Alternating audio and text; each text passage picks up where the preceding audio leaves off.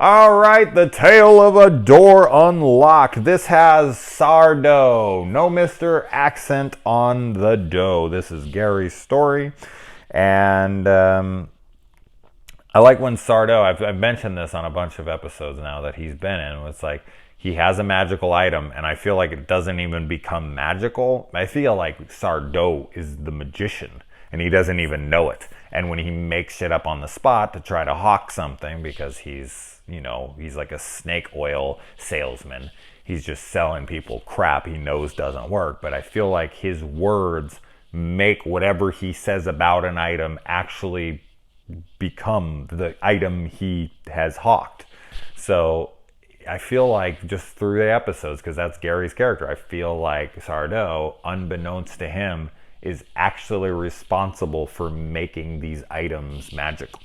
So I think he's a magician or a warlock or whatever the hell, and so that's what I thought that on this watch. I never thought that about him before, but I thought it was funny because he always makes these things up and they end up coming true. But what are the odds of that? He just guesses, and that's exactly what it does.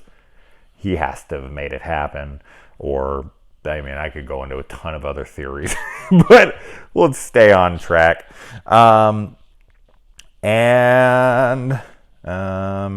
How the hell does Sourdough stay open? He's like stoked that he got $10. I don't know what rent is where he rents buildings, but it must be really, really cheap. Either that or the owner of the complex or whatnot really likes magic stuff, and he lets him stay there for some stuff or who knows what. I don't know what he's doing. And so he gets the little door and he sees the little girl in the doorway.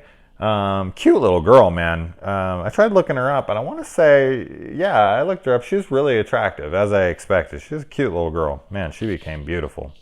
And he's asking about her in the future, and he sees her, and then she comes into his class, and he's like, oh my God, that's the girl from the thing. She's way out of his league. She's way out of this little geek's league. This kid's a dork. And he's such a weirdo to her. Of asking her about the fire. He keeps going on about the fire, and she's like, what the hell's up with you and fire? That would trip you out. Be like, you gonna burn me alive or something? And then he comes up and he throws a freaking thing of water in her face, and she's the new girl. And she's like already probably embarrassed and shy and everything to try to be there in a new school. And some weirdo who's been talking to her about fire throws a pitcher of water in her face.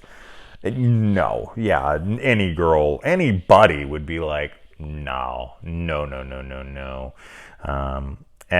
then the brother of her, who becomes brothers with his brothers. Yeah, they became brothers, a blood brother. No.